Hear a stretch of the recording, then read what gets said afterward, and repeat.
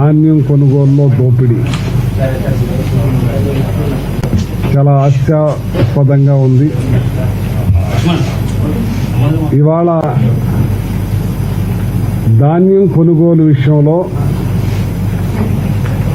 జగన్మోహన్ రెడ్డి గారు ప్రతిష్టాత్మకంగా తీసుకుని ఆర్బీకే సెంటర్ల ద్వారా రైతుకు మేలు జరగాలి, రైతుకు మంచి జరగాలి, రైతుకు 10 రూపాయల లాభం కలిగించాలి, నష్టపోకూడదు అనే ఉద్దేశం మీద ఆర్బీకే సెంటర్లు పెట్టి రైతులు దూరాలకు వెళ్లకుండా దగ్గరనే అన్నీ కూడా అందించే విధంగా ఏర్పాటు చేస్తే ఇవాళ భారతదేశంలోనే కాదు ప్రపంచ దేశాల్లో కూడా ఆర్బీకే సెంటర్లకి మంచి పేరు వచ్చి ఆ పేరుని పతాక శీర్షికలో ఏకపోయినా కానీ దుష్ప్రచారం చేసే కార్యక్రమం చేయటం వల్ల చాలా మంది బాధపడతా ఉన్నారు, మనోభావాలు కూడా దెబ్బతింటున్నాయి.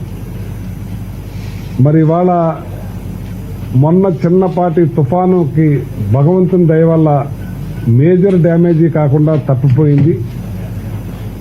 దాని విషయంలో గౌరవ ముఖ్యమంత్రి గారు రైతుల్ని ఆదుకోవాలి, తడిసిన ధాన్యాన్నైనా ఏదన్నా దెబ్బతిన్న ధాన్యాన్నైనా సరే ఏమాత్రం కూడా ఇబ్బంది లేకుండా వాళ్ళకి కొనుగోలు చేసే విషయంలో అధికారులకి మాకు సూచనలు ఇవ్వటం జరిగింది. దానికి తగ్గట్టుగానే రైస్ మిల్లర్స్కి ఆదేశాలు కూడా ఇవ్వటం జరిగింది. దాన్ని కొనే విషయంలో ఏ రకంగా ఆ నష్టాన్ని కొంచెం ప్రభుత్వమే తీసుకునే విధంగా ఇబ్బంది లేకుండా చేసే విధంగా, కానీ పెద్ద నష్టం లేకుండానే గట్టెక్కటం జరిగింది. కానీ ఆ విషయంలో ఇవాళ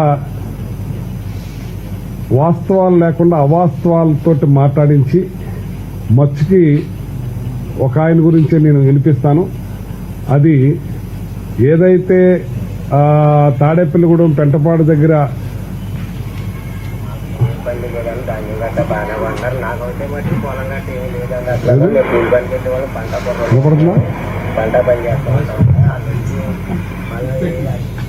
మళ్ళీ మొదటి నుంచి పెట్టు.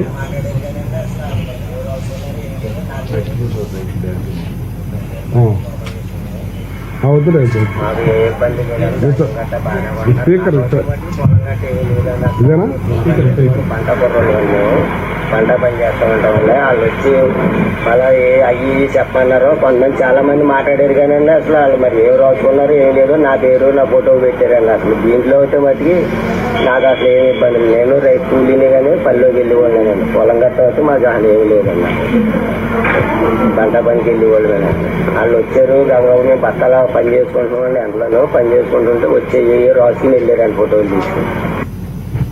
ఇతను ఎవరైతే ఇతను ఉన్నారో ఇతనికి అసలు నాకు పొలమే లేదు, నేను బంటా పని చేసుకునేవాడిని, నేను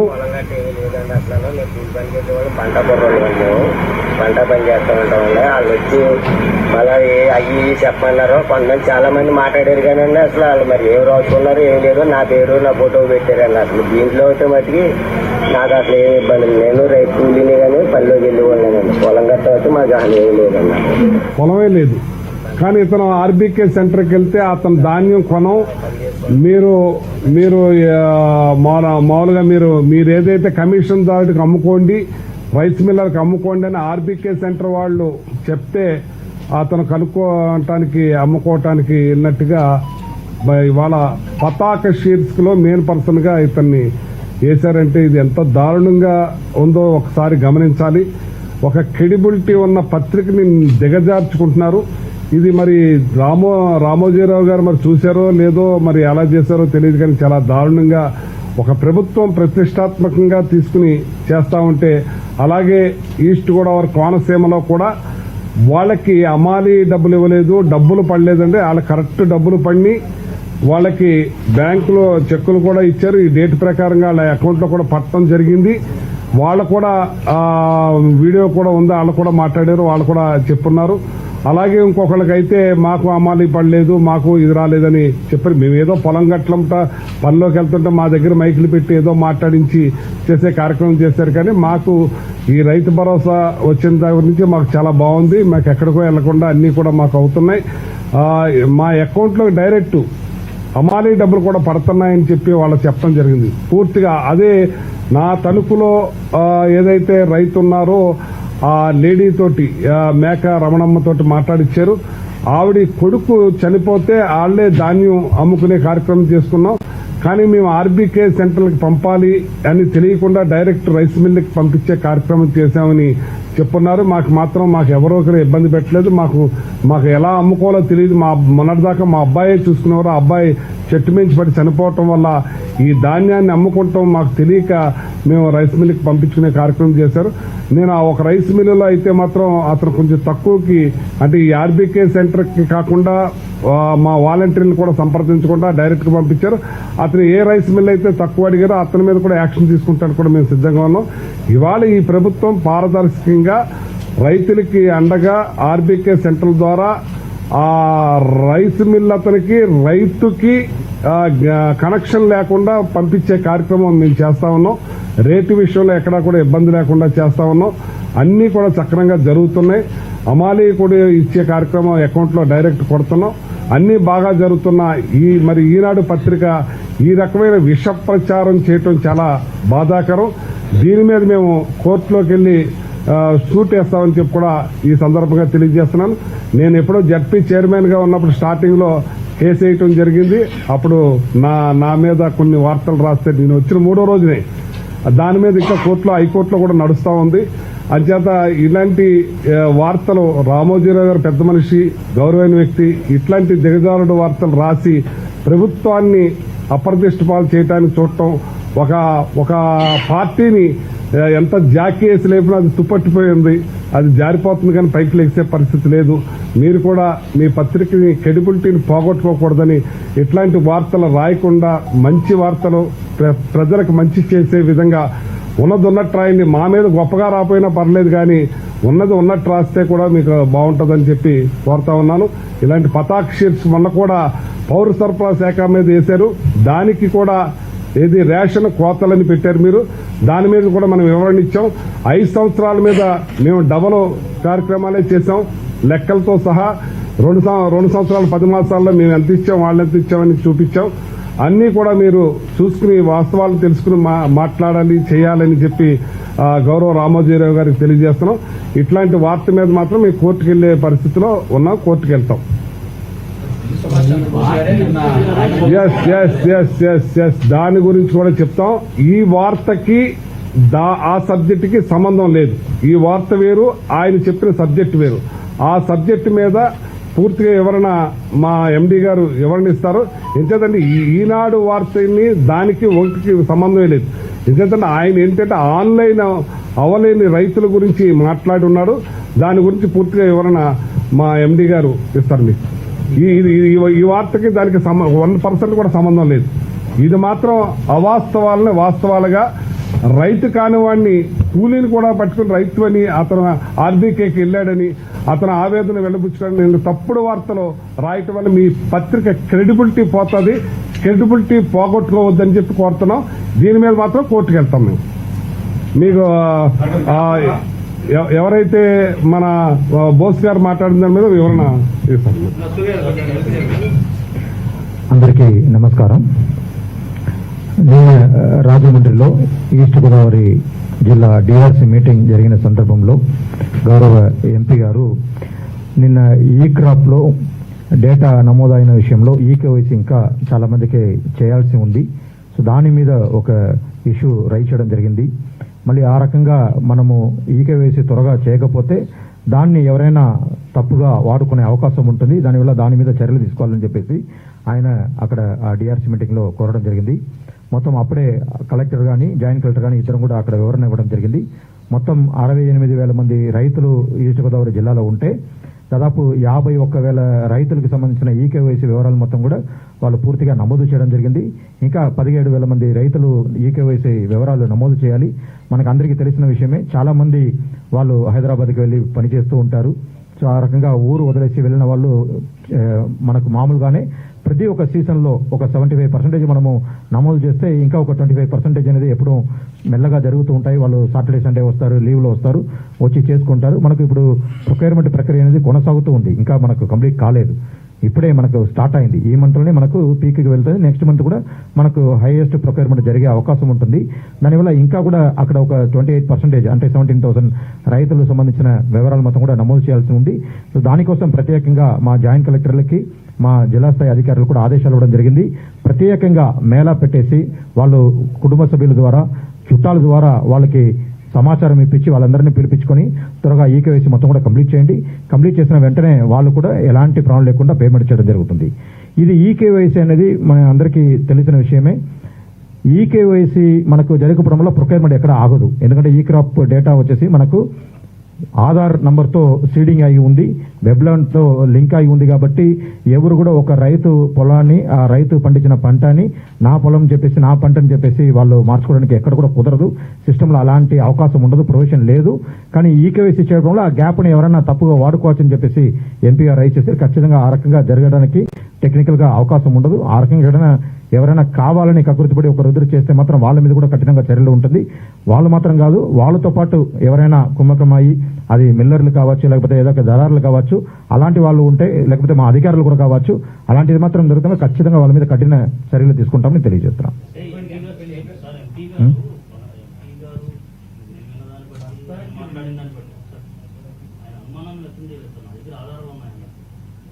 అదే నేను నిన్న కలెక్టర్లతో ఇద్దరితో కూడా మాట్లాడడం జరిగింది, జాయింట్ కలెక్టర్తో ఇద్దరితో కూడా మాట్లాడడం జరిగింది. ఒకవేళ ఆధారాలు ఉంటే తీసుకుని వెరిఫై చేయమని చెప్పాము. ఈ రోజు కోనసీమ కలెక్టర్తో కూడా మాట్లాడాను. ఆయన అయితే ఖచ్చితంగా దాన్ని కూడా వెరిఫై చేస్తాం. మొత్తం మనకు 152,000 మంది ఉన్నారు. 78% జరిగింది, ఇంకా 22% జరుగుతూ ఉంది. ఎప్పుడు కూడా జరుగుతాయి. ఇది వచ్చేసి కొత్తది కాదు. ప్రతి ఒక్క సీజన్ లో మనకు మామూలుగా జరిగేదే. 78% మొత్తం 6,99,000 రైతులు ఉంటే 5,47,000 మంది రైతులకు సంబంధించిన డేటా మనకు నమోదు కంప్లీట్ అయింది. ఇంకా 152,000 మంది డేటా నమోదు కావాలి. దాంట్లో 17,000 మంది ఈస్ట్ గోదావరి జిల్లాలో ఉన్నారు. ఒకసారి కమిషనర్ గారు కూడా నిన్న అంటే ఎంపీ గారు చెప్పిన దానిపైన ఒక చిన్న వివరణ ఏమంటే, ఎంపీ గారు చెప్పింది ఒక వ్యక్తికి, ఒక రైతుకి 4 ఎకరాలు ఉంటే ఆ 4 ఎకరాల్లో 2 ఎకరాలే రైతుకు రాసి 2 ఎకరాలు వేరే మిల్లర్కు రాస్తున్నారు అనేది. అది అసలు దానికి సాధ్యమే కాదు.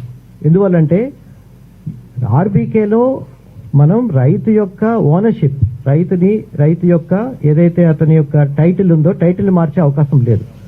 టైటిల్ కి సంబంధించి ఆర్బీకేలో డేటా అంతా కూడా వెబ్లాండ్ నుంచి తీసుకున్నది. అంటే ఏ రైతు పేరు మీద భూమి ఉందో ఆ రైతు పేరు అందులో ఉంటుంది. ఆ రైతుకి ఎగ్నెస్ట్ గా 4 ఎకరాలు అతనికి భూమి ఉంటే 4 ఎకరాల్లో ఏ పంట వేశారు అన్నది మాత్రమే ఈ క్రాప్ లో తీసుకునేది. రైతు యొక్క ఓనర్షిప్ ని టచ్ చేసే అవకాశమే లేదు. అతను 4 ఎకరాల్లో అతను 4 ప్యాడీ వేస్తే 4 ఎకరాలు ప్యాడీ వేసినట్టు, లేకపోతే 2 ఎకరాలు ప్యాడీ వేసి 2 ఎకరాలు ఇంకేదైనా వేస్తే దాని గురించి ఆ విధంగానే రాస్తారు తప్ప ఇంకా వేరే అవకాశమే లేదు. కాబట్టి అందులో వారు చెప్పిన దాంట్లో భూమి మిల్లర్ పేరు మీద మార్పిడి చెందినట్టుగా వచ్చే ఆ విధమైన మనం మీనింగ్ వచ్చేటట్టుగా ఉంది, కానీ అది సాధ్యం కాదు అనేది ఒకటి. రెండవది, మనకి ఈకేవైసీ జరిగితే తప్ప, అంటే మనం రైతు యొక్క బ్యాంక్ అకౌంట్ నెంబర్ తీసుకుని అది ఆధార్ ఎనేబుల్డ్ బ్యాంక్ అకౌంట్ అయి ఉంటే అది ఆధార్ తోటి వెరిఫై చేసుకుని తర్వాత అతని యొక్క క్రెడెన్షియల్స్ కన్ఫర్మ్ చేసుకున్న తర్వాత అప్పుడే మనం దానికి పేమెంట్ ఇచ్చే అవకాశం ఉంటుంది. అందువల్ల ఈకేవైసీ కంపల్సరీ. ఇది ఎవ్రీ సీజన్ లోనూ ఖచ్చితంగా మనం చేస్తున్నాం. అంటే పోయిన సీజన్ లో కొంతమంది, అంటే పోయిన సీజన్ లో ఆల్రెడీ ఈకేవైసీ అయితే ఇప్పుడు అవసరం లేదు. కానీ ఎవరైతే ఇప్పుడు కొత్తగా మనకి రైతులు వాళ్ళు నమోదు చేసుకున్న వాళ్ళు ఉన్నారో వాళ్ళకి మాత్రం ఈకేవైసీ చేయాల్సి ఉంటుంది. ఇది ఆర్బీకే సిబ్బంది అగ్రికల్చర్ డిపార్ట్మెంట్ ఆధ్వర్యంలో ఇది రెగ్యులర్ గా చేస్తున్న ప్రక్రియ. ఇది ఒకటి.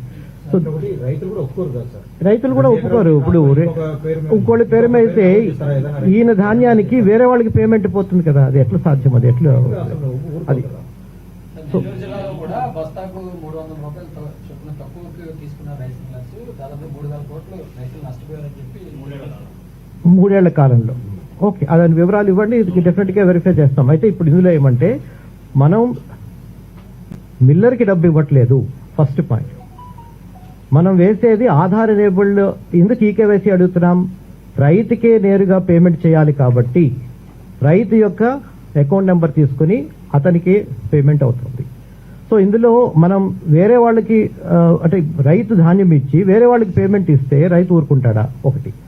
రైతుకి మనం తక్కువ ధరకి తక్కువ ఇస్తే కూడా రైతు ఊరుకునే అవకాశమే లేదు. సో ఇందులో మనం మిల్లర్కి పే చేసి మిల్లర్ ద్వారా పేమెంట్ జరిగే మాట అయితే అటువంటి అపోహకు అవకాశం ఉంది. కానీ ఇప్పుడు రైతు అకౌంట్లో నేరుగా వేస్తున్నప్పుడు సో మనం బిల్లర్ కట్ చేశాడని లేకపోతే మరొకరు కట్ చేశారని అనడానికి మనకి దాంట్లో అవకాశం లేదు. రెండోది, మనం ఏదైతే తేమ శాతం అనేది అది గవర్నమెంట్ ఆఫ్ ఇండియా పెట్టిన కండిషన్, అది 17% ఉండాలి. అదేవిధంగా ఆర్గానిక్ ఇన్ఆర్గానిక్ మ్యాటరు ఎంత ఉండాలి, ఇతర మన తప్ప తాలు అని అంటాం అవన్నీ ఎంత ఉండాలి అనేది గవర్నమెంట్ ఆఫ్ ఇండియా పెట్టిన నామ్. ఆ నామ్స్ కి లోబడి ఉన్న వాటికే మనం 1940 అండ్ 1960 రూపీస్, అంటే common variety 1940 and grade A అయితే 1960 రూపీస్ అనేది పెర్ క్వింటాల్ అనేది అది ఎంఎస్పి ఉన్నది. సో అందులో మనం ఆ విధంగా తేమ శాతం కంటే ఎక్కువ ఉన్న వాటిని ఆరబెట్టుకోమని చెప్తున్నాం. అది ఖచ్చితంగా అవసరం ఉంది. ఒకవేళ ఏదైనా సందర్భాల్లో మొన్న లాస్ట్ అక్టోబర్ నవంబర్లో కొంత మనకి 4 సార్లు లో ప్రెషర్ సిస్టమ్స్ వచ్చి మొత్తము శ్రీకాకుళం నుంచి ఇక్కడ ప్రకాశం వరకు మనకి హెవీ రైన్స్ అవి ఉన్న సందర్భాల్లో ఉన్నప్పుడు అప్పుడు మనం దానికి కొంత రిలాక్సేషన్ కోసం చెప్పి గవర్నమెంట్ ఆఫ్ ఇండియాకి రాయడం జరిగింది.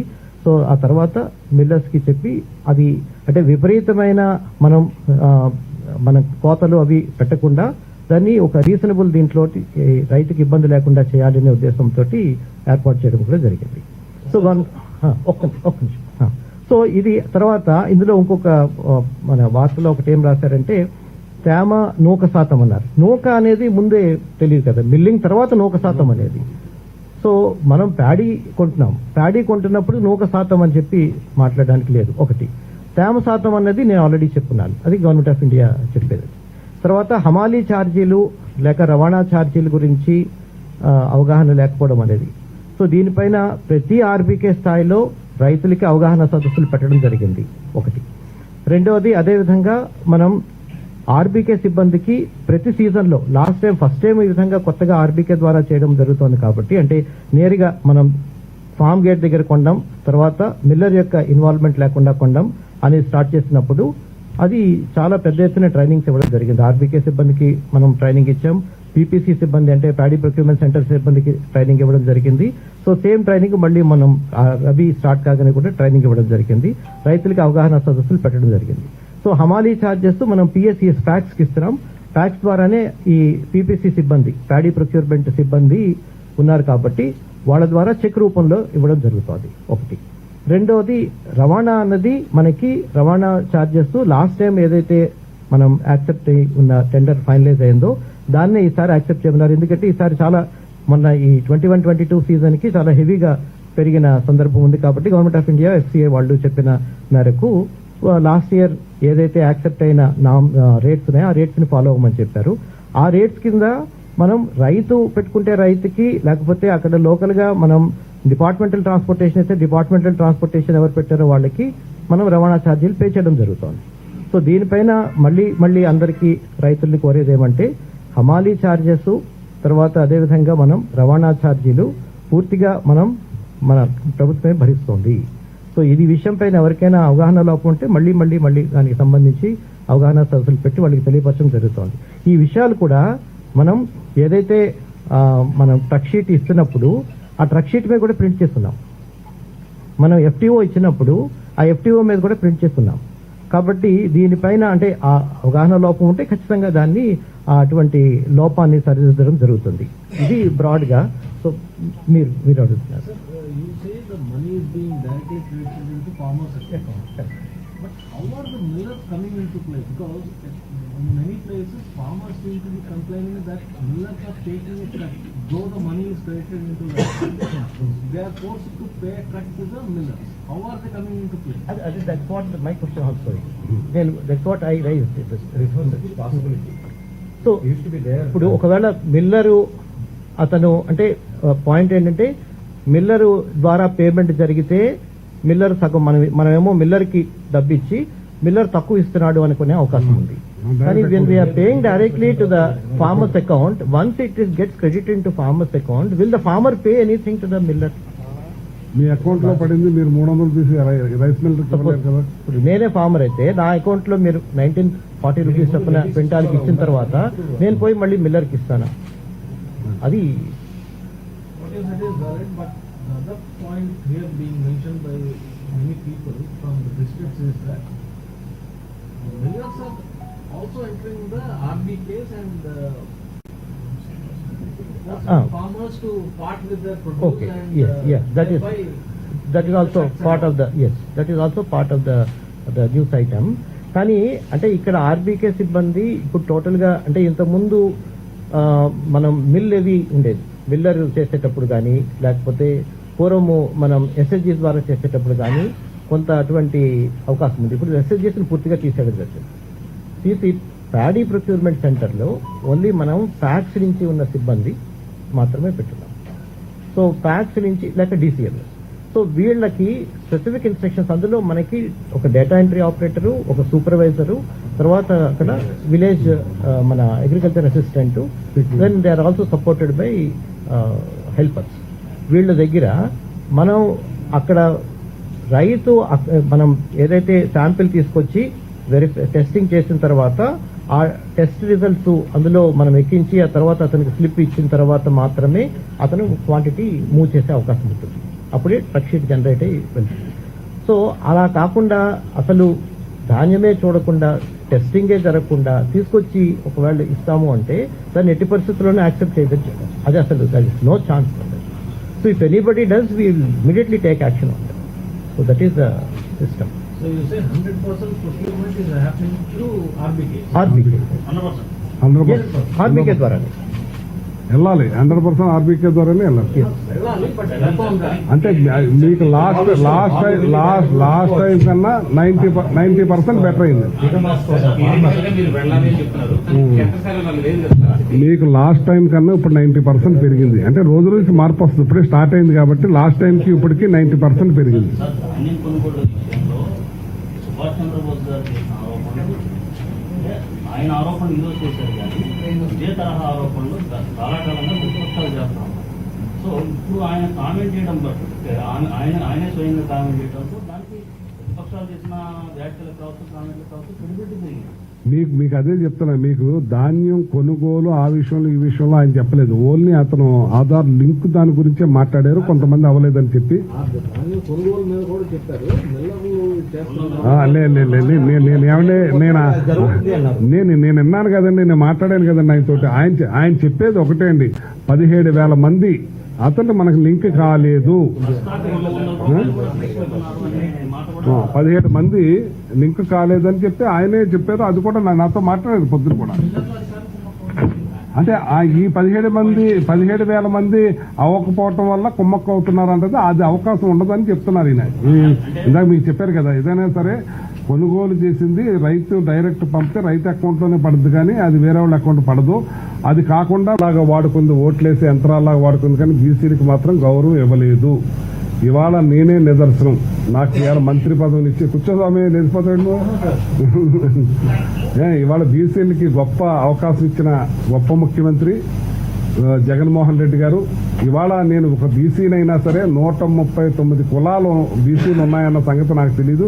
అది వెలికి తీసి 59 చైర్మన్ ఇచ్చి ఒక గౌరవాన్ని ఇచ్చి ఇవాళ ఎస్సీ ఎస్టీ బీసీ మైనార్టీస్ కి 70% ఇవాళ కేబినెట్ లో అవకాశం కల్పించిన గొప్ప ముఖ్యమంత్రి జగన్మోహన్ రెడ్డి గారు.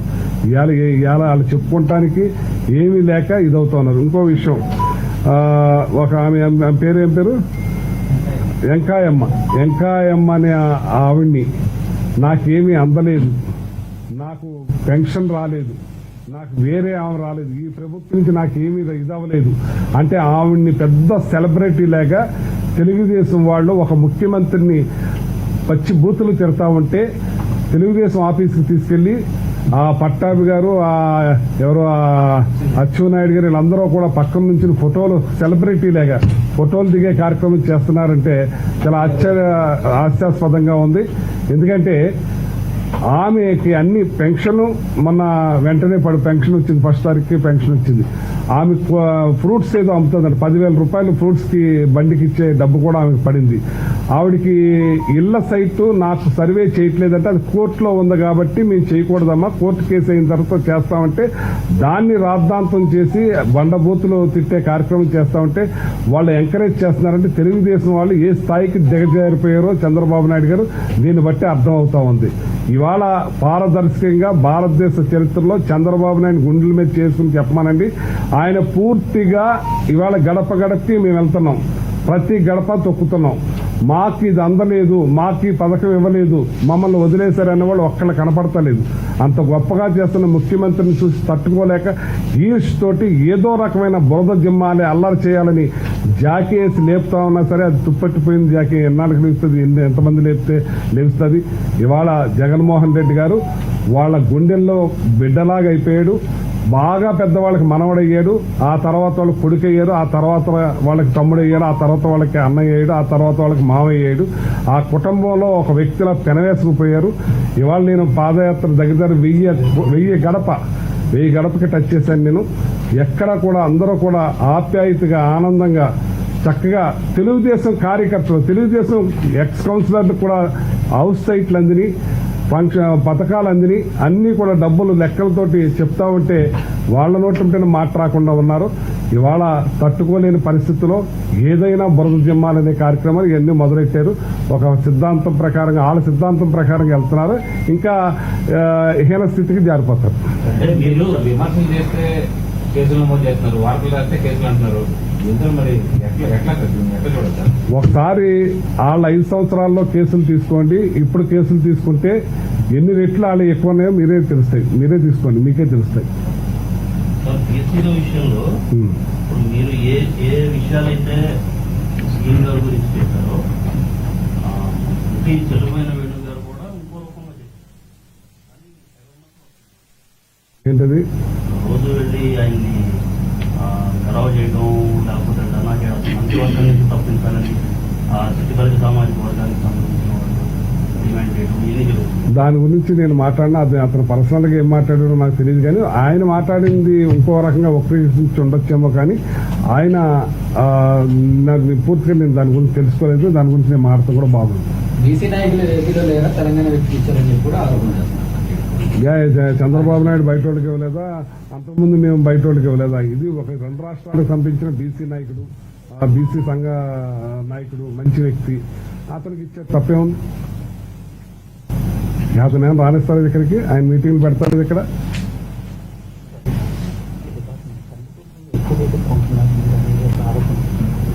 చాలా మీరు కంపేర్ చేసుకోండి.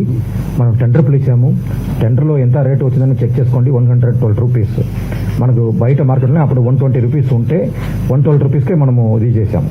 అది కూడా మనం ఎందుకు వెళ్ళామంటే మీ అందరికీ తెలుసు, మనకు మార్కెట్లోనే కందిపప్పు లేదు. మనకు రెగ్యులర్గా నాఫెడ్ ఇచ్చేవాళ్ళు, గవర్నమెంట్ ఆఫ్ ఇండియా నుంచే ఇచ్చేవాళ్ళు. మళ్ళీ నేను సెక్రటరీ గారు ఇద్దరం కలిసి ఢిల్లీ వెళ్ళి ఆ సెక్రటరీ గారిని కూడా కలవడం జరిగింది. ఇప్పుడు వాళ్ళు ఇచ్చిన సూచనల మేరకే టెండర్కి వెళ్ళమని చెప్పారు. ఫస్ట్ ఒక 3 మంత్స్కి టెండర్కి వెళ్ళండి, మా దగ్గర కూడా బఫర్ స్టాక్ లేదు, ఒక 3 మంత్స్ ఇది చేసుకొని మళ్ళీ ఇస్తామన్నారు. సో ఇప్పుడు 2 మంత్స్కి పిలిచాము, మళ్ళీ వాళ్ళ దగ్గర అడిగాము, వాళ్ళు ఇస్తే ఖచ్చితంగా దాన్ని స్టాప్ చేసేస్తాం. Okay brother, thank you.